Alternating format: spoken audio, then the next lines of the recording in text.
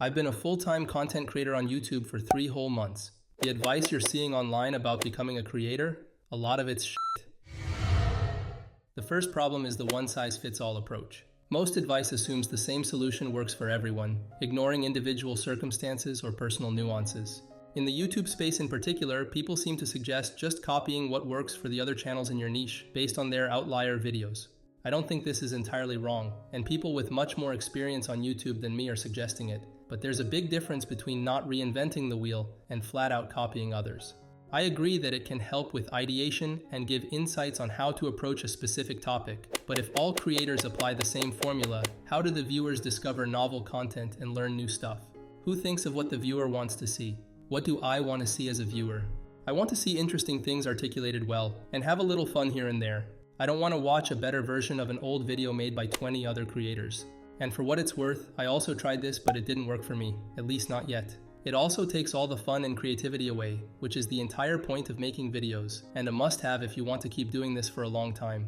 The second problem is the very generic nature of the tips. A lot of advice is overly simplistic and doesn't dive into the real challenges or offer practical steps for implementation. This is obviously for a reason, but it doesn't help much if you've already started experimenting with your own content. It does make it feel very easy, so you think you can do it, and you actually can do it, but it's not very useful unless you're just starting or thinking about starting. For example, I can confirm that the generic advice your intro makes or breaks your video is solid based on my own data that has accumulated over the past few months. If I dig a little deeper on the generic advice to improve my intros, I learned that I should hook the viewer and give context to the video in the first couple of sentences, and I get it. But even if I try and follow this advice exactly, I still lose a lot of viewers at the beginning of a video, whom I believe would have found tremendous value had they watched the entire video.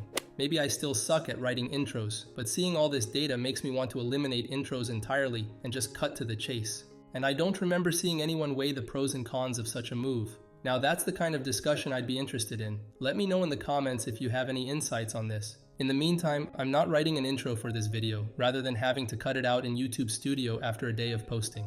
On a separate note, I also noticed that whenever a video's main source of views is browse features, it does way better than the other videos. I couldn't find a lot of sources on how to increase the views specifically from this channel, but you can take that as my superficial tip to you.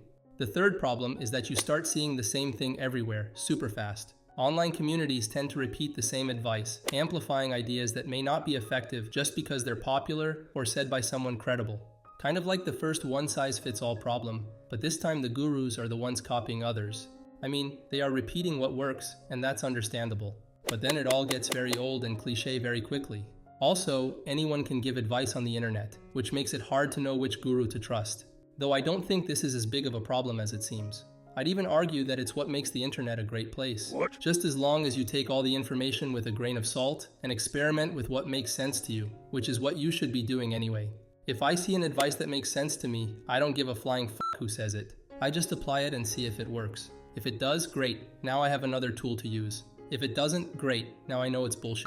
That's the beauty of creating content on YouTube, or maybe the freedom of being a small channel that no one cares about yet. No strings attached. Just try and fail and try something else.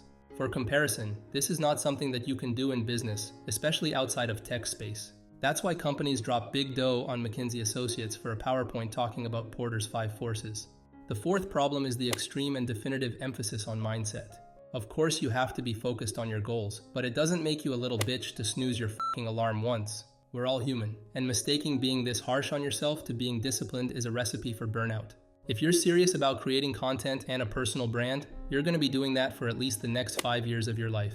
I had a successful career in tech for almost 5 years, and I definitely snoozed my alarm more than once.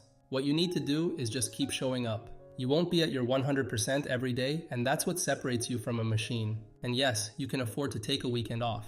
It's just a YouTube video, man. Use the fact that nobody cares to your advantage. Put it out there and seek all kinds of feedback to improve. My early videos from just 2 months ago already crack me up, especially the endings and punchlines and shit. But the entire process is just so much fun, and I love looking at my own data and trying to skew it with what I've learned afterwards. I see it as the only way to have sustainable growth as a content creator over the long term. And if you've made it this far, here are my final remarks. I had a dramatically different but exactly the same life just 3 months ago. I'd started hating what I did, now I love it. I was making decent money, now I live off my savings. I was making presentations and I still make presentations. I already think YouTube is a dream fucking job. Whether you're a corporate slave like I was, or a solopreneur, or a student, it gives you a chance to reach anyone in the world and tell your story. You may think it's too late now and it's saturated, but it's still growing rapidly and getting more viewers than creators, so the pie is getting bigger than ever. Over time, viewers who've had enough of living like zombies and want to change their lives will become creators. They will quit their jobs and transition to this actual dream job, which will grow the platform even more.